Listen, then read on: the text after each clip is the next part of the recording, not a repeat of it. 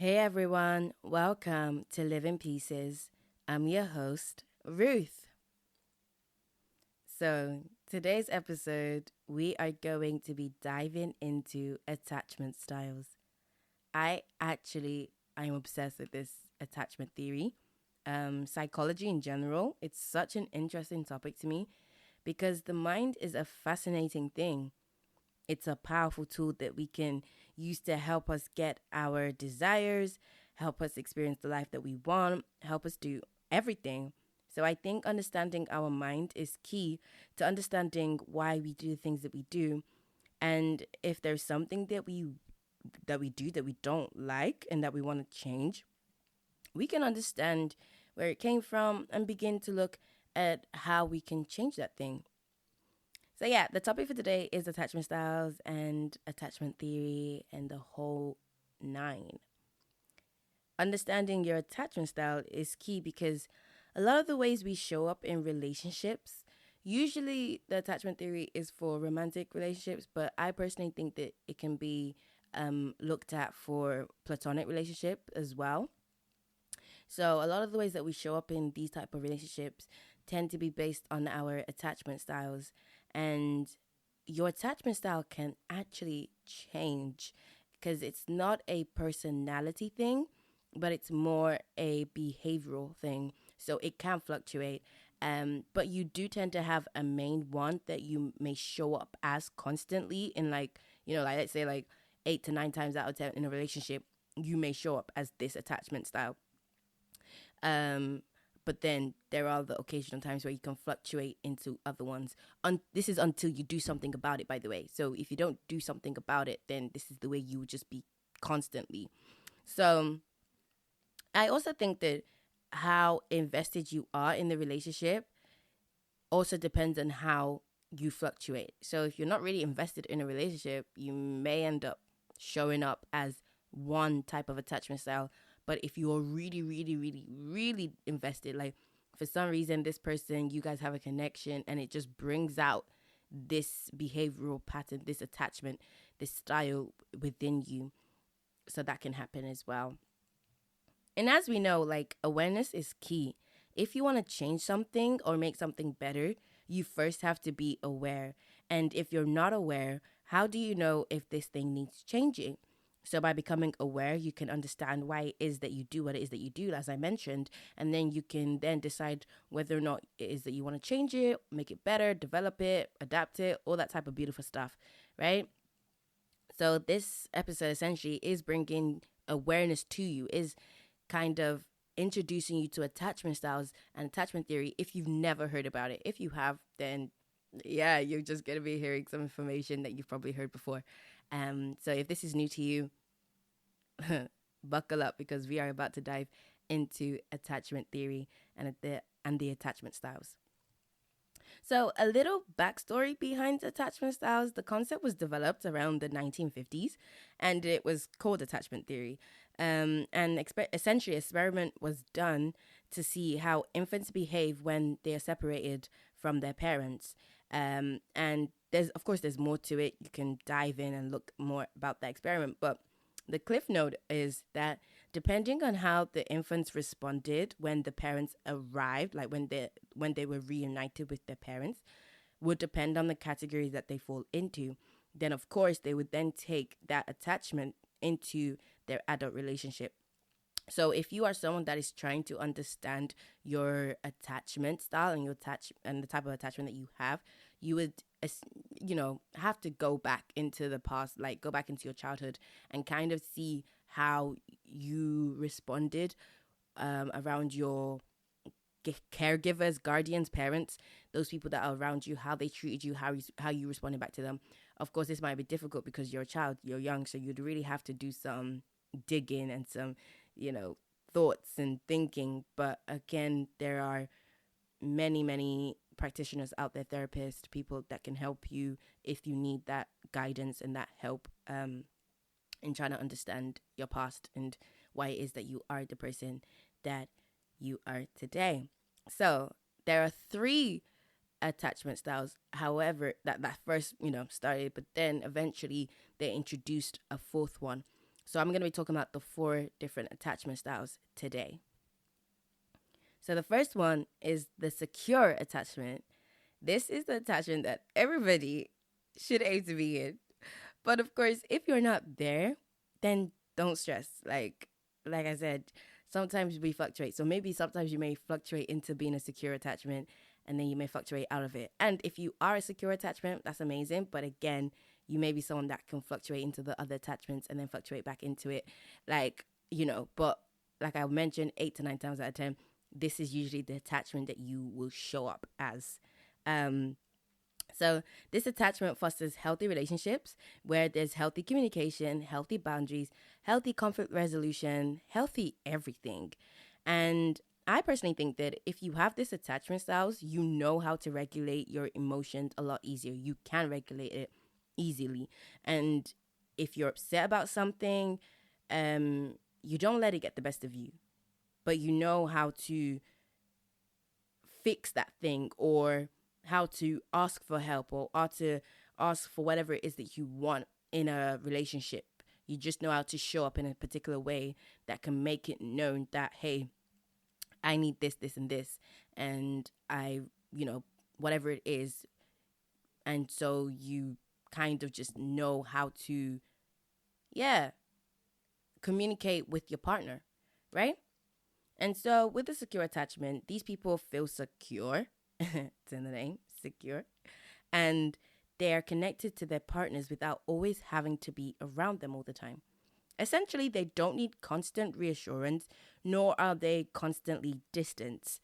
It's a healthy balance. And there's that word again. I did tell you it was going to show up a lot. So this attachment fosters deep, emotional, healthy connections. And like I said, this is where we want to be. Because this attachment, it's great, right? This is how we want to show up. And so, the next attachment style is the anxious attachment, which can also be referred to as anxious insecure, anxious preoccupied, anxious resistant. But essentially, it's anxious. So if you just want something simple, just think anxious. Individuals with this attachment style tend to have less secure bonds with their partners, and unlike the secure attachment, they tend to seek constant reassurance. So they can be desperate for love and feel like they need someone to complete them. They can be clingy, demanding, jealous, and they just want their partner to be around them all the time. So these individuals may struggle to regulate their emotions, and on one hand, they may cognitively know that their partner is busy and they can't give them the attention that they require. However, chemically, emotionally, they are in a state of distress, and they need the presence of their partner to feel stable and to feel secure. I kind of like to think of it as the secure attachment. I think of it as like the sun. It powers itself, right? The sun is just the sun. It gives light unto others. It doesn't, need you to be present for it to still shine. The sun will always shine no matter the weather or whatever it is. It is just what it is. It's who the sun is, right? And so that's like the secure attachment style. They just are themselves. But of course, we're not fully the sun. Like I said, you can fluctuate into other things, but more time you behave like that. You are just who you are. And then I think of the other 3 attachment styles, especially the anxious one, as like a dying battery that constantly needs a top up, that constantly needs, the sun's power, right? It needs that juice to stay alive, to be present, do you know what I mean? So that's kind of like how I think of the anxious attachment. It's like it constantly needs that reassurance. It doesn't know how to power itself. It doesn't know that it can power itself. It doesn't know that it's a rechargeable battery. It just thinks that it's a, dying battery. Once it's dead, it's dead. Or, if you can do something to it, great, to keep it alive. Yeah, we're talking about batteries. But that's essentially kind of like how I think about it, to kind of understand, the theories. So I hope that kind of helped. And if it didn't, well, yeah. Not much we could do now. So yeah, moving on to the third attachment. The third one is the avoidant attachment. However, it can be referred to as dismissive avoidant or anxious avoidant. Um, and individuals with this attachment generally keep their distance from their partners. So it's basically the opposite of anxious. Wow, who knew? Um, they may feel that they don't need human connection to survive or to thrive, and they insist on maintaining their own independence, even when they're with someone. So you may be together physically, but emotionally they're not really there. So these individuals can shut down emotionally, and in certain situations, like a serious argument, they're just not there, right? And they are more likely to call it quits than to want to work on the relationship. An individual with an individual with the anxious attachment would want to find a way to work it out, but an avoidant would just shut down and pull away from the relationship emotionally and may just say, you know what, I'm done, and just, yeah, move on to the next person. But yeah, an anxious person would want to just, come on, babe, let's talk about it. What happened? Da, da, da, da, da. You know, they want that. They want that reassurance. They want to feel secure. Whereas an avoidant person is like, I ain't got time for this. Bye. I'm out. Right? So with these two attachments, the anxious attachment tend to be made out as like the victims. Like, you've hurt me. You're not there for me. You abandoned me. You left me. You don't want me. You don't like me. You don't love me. You know, they tend to be like the victims. And then the avoidants are usually viewed as nonchalant, right? They don't really care. Like, I just don't give two flying potatoes, right? I just don't care, right? And so they tend to get a bad rep because it's like, why be in a relationship if you're not going to communicate and express how you feel? You're just coming in with 50%. Like, a relationship is, I need you physically there, but where's the emotional part?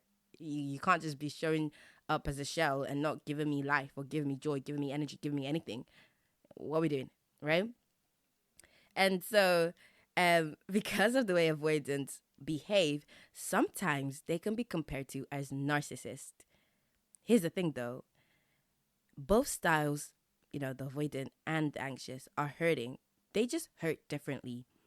Avoidants push people away instead of wanting to be close because they don't want to get hurt. So it's easier for them to put you at an arm's length where they feel safe than to open up and risk you hurting them. So they are hurting just differently. And a key difference between a narcissist and an avoidant is that avoidants generally have low self-esteem and may find it difficult and have difficulty in certain social situations.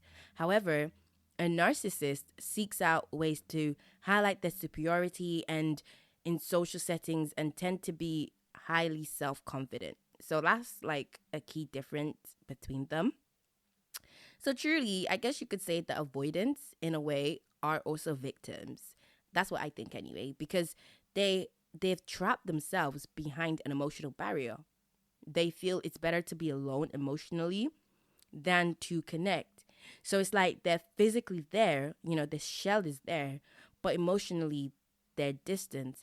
And to me, that kind of gives a bit of a victim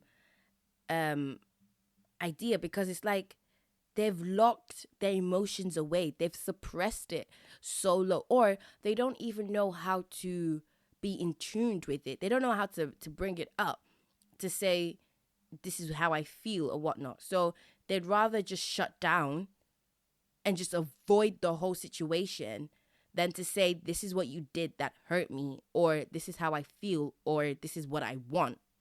And I think that's really sad in a way. But again, because of how nonchalant they appear, they get the bad rep. They're just like, you know, people just don't like them because you're just like, what do you want? Just tell me what you want. And the void is just like, I don't know. Or maybe they do know, but they don't want to express it. Right? So it could be problematic. It could be a pain. It's annoying is what it is. Right?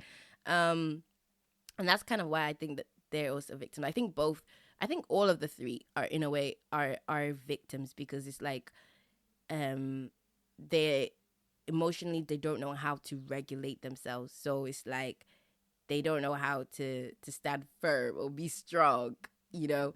And maybe sometimes to time they might do, but then other most times they struggle with it. So yeah, that's kind of like, anxious and avoidant. I hope that explanation makes sense so far. I hope you're sticking with me and you get what it is that I'm talking about. But yeah, moving on to the final attachment style. This attachment style is basically a combination of the avoidant and the anxious one. So the second and the third one that I just talked about. And I like to think of it, I like to call it the anxious avoidant, but of course we've already had that for the third one. So we can't really say it's the same thing. But that's how I think about it in my head, because it just makes sense. However, the name you may hear it commonly referred to would be fearful avoidant or disorganized. And so individuals with this attachment tend to avoid their emotions because they get overwhelmed by it. So you can see that that's like the anxious and the avoidant mixing in. They avoid it, but they still have the emotions. They're still in tune with their emotions. It's just too much emotions. And so because it's too much, they shut down as well. But they shut down because they're like, what am I doing with this? I don't know what I'm doing, right? They're overwhelmed. And they fear, the fearful part, they fear getting hurt by their partner. And they can sometimes, just have this mood swings. It can be abrupt changes, and they don't know what they're doing because emotionally, right? It's just, they're all over the place. It's like a bomb site, right? It's just crazy out there. And it's like they want to be close to their partners, but in the same breath, they're scared of getting close as they don't want to get hurt. Isn't that so twisted? They want to be close, but they're so scared of getting hurt that they pull away. So they show signs of being anxious and avoidant, because once they get overwhelmed, they may shut down entirely, displaying that avoidant tendencies and avoidant behaviors. And usually with these individuals, it is hard to predict their patterns and their behaviors, because 1 minute, again, they want closeness, and then the next minute they want space. So being with this person is like being on a roller coaster. It's many ups and downs. So you better buckle up. Buckle up, because you're about to go for a ride if you're with this person. So yeah, these types of attachment, they will, apologize for being emotionally distant, which shows that they have some sense of level of emotional awareness. But at the same time, they can't stop being distant. It's like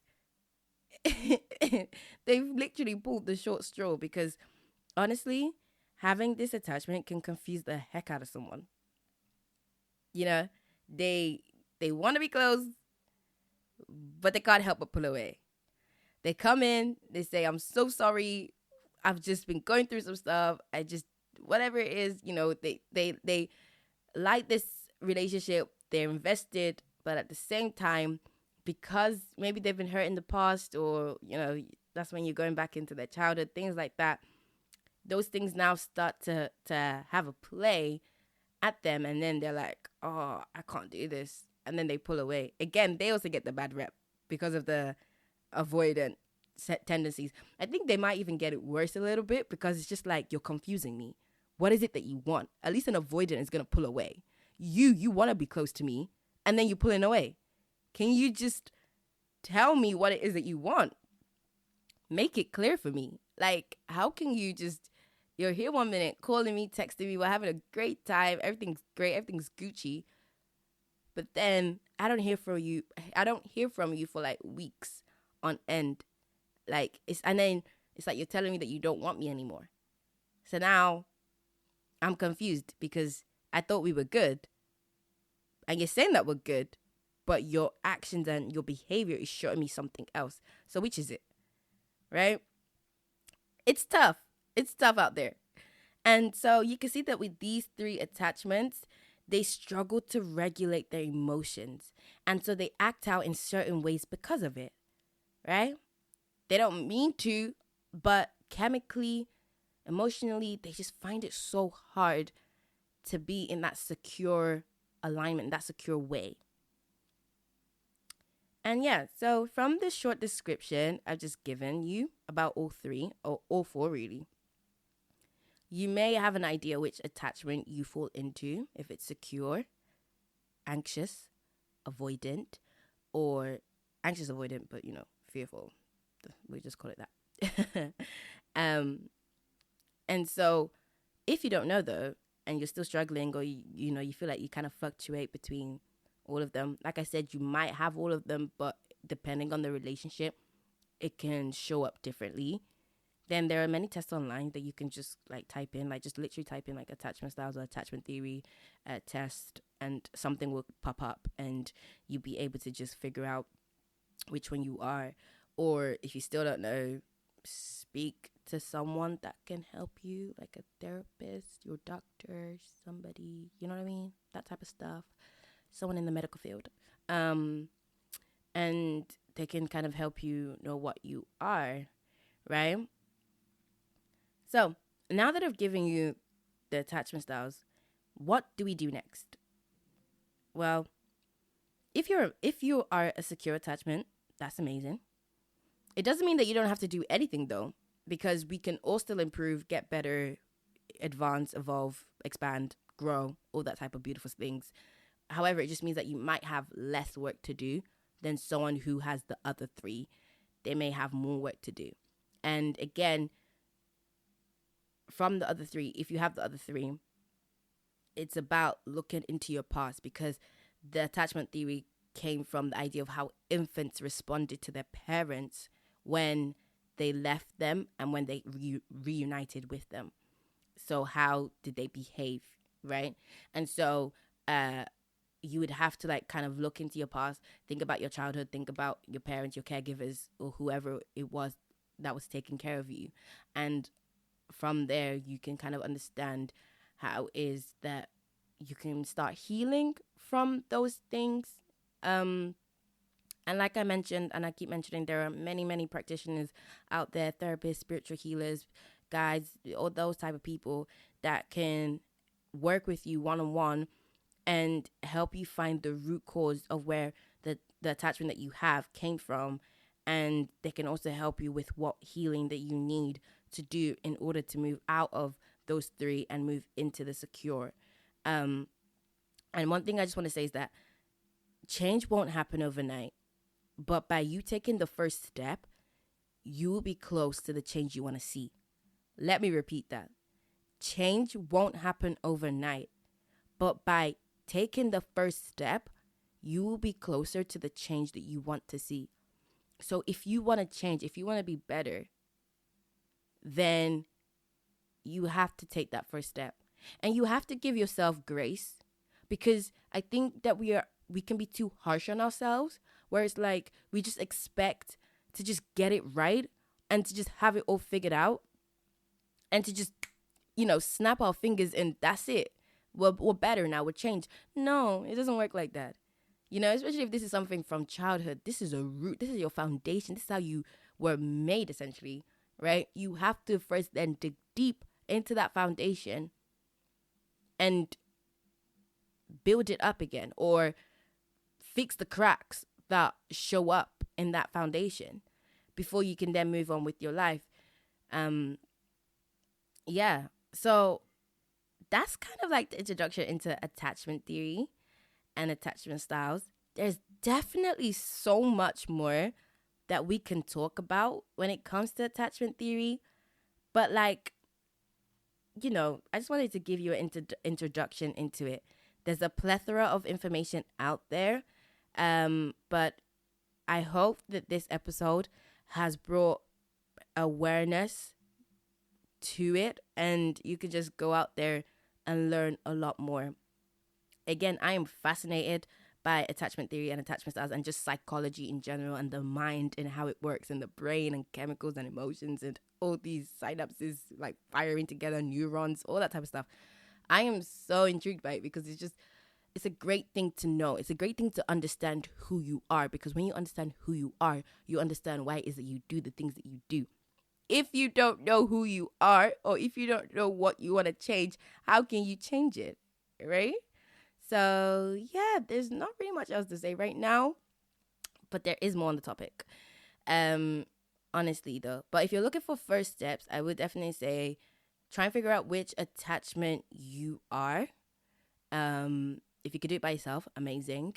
You have all the information inside of you. Your body knows everything that you need to know. But of course, if you are struggling a little bit, then look for that external source, that external help. Go online, talk to someone, find help, and you can then figure out yourself. That will be the first step, because again, when you're now aware of it, you would then know what to do next. Then the second step is either work with someone if you have the ability to, and you can. But if for whatever reason you can't work with anybody and it's just you by yourself, then journal. Start to write things down. Start to meditate and like think about your childhood. That's why the first thing that you can do from the ages of like 0 to 7, is when they say that, we are built, that the foundation of a child is essentially created. I kind of like to think it goes up to 14. That's my personal opinion. But between the ages of 0 to 7, that's kind of how we are formed, and the things that we then do in the future ends up, coming along, and the way that we show up essentially in adulthood is because of what happened to us and how we grew up between the ages of 0 to 7. So start to think about your childhood and start to think about your early years and what you were doing, where you were, your environment, how other people around you were showing up, how other people were treating you. And then from there, you can then start to just understand yourself. It's about understanding yourself. And so, yeah, like, I really hope this has been helpful to you. Right? Attachment styles is so great. And like I said as well, yes, it's for romantic relationships, but again, it can affect your platonic friendships as well. For example, let's say you are an anxious person and you want that emotional connection from your partner, but they're not able to give it to you at that time. You may end up going to a friend or a family or someone else to give you, to help you emotionally regulate, your daily dose of security, secureness. They give you that, and what they give you will be great. But of course, it's like, that where you really want it from is that romantic partner. And yeah, and I think what it is that we need to learn to be able to be secure, because then it means that we're not necessarily needing these relationships to fulfill us.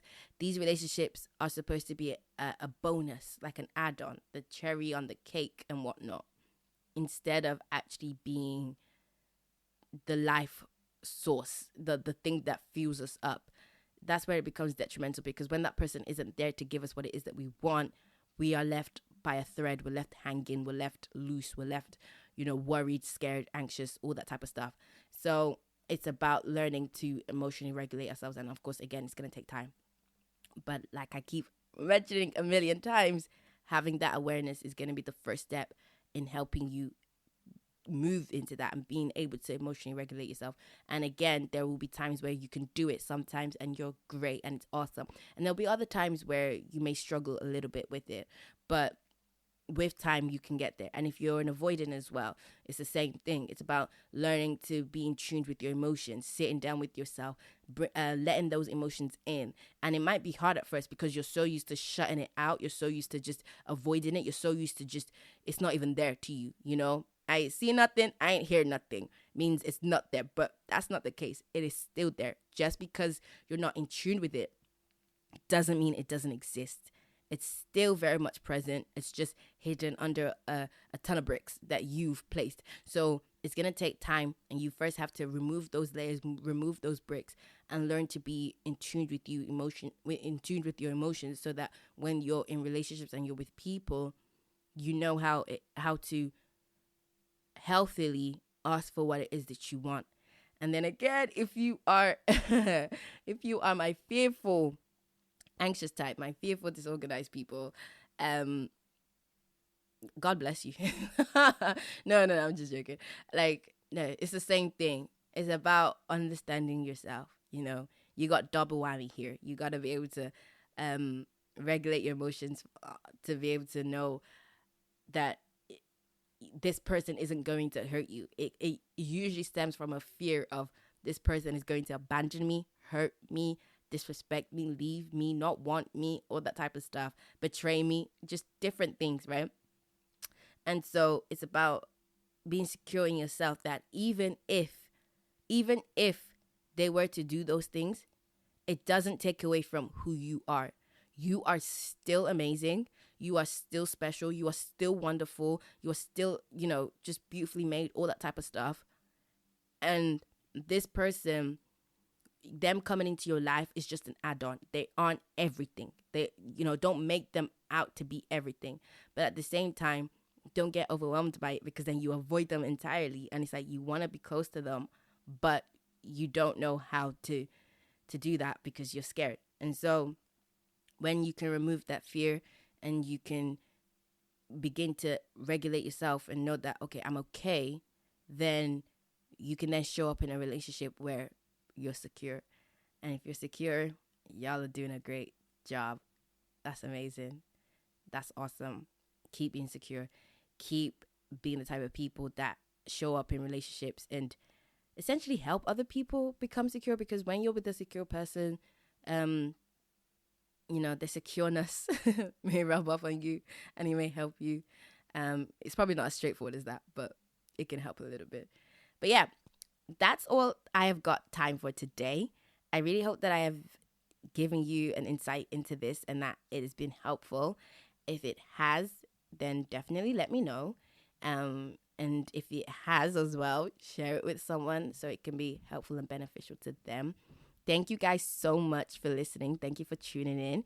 And I really appreciate, you listening to this podcast. So guys, I've been Ruth and this has been Living Pieces. Remember, living pieces together creating a masterpiece, or the masterpiece. So until I hear from you, see you, do something, create another podcast, create another episode. Until we meet again. Let me say that. Until we meet again, stay blessed, don't stress, and I will catch you after the test. Bye.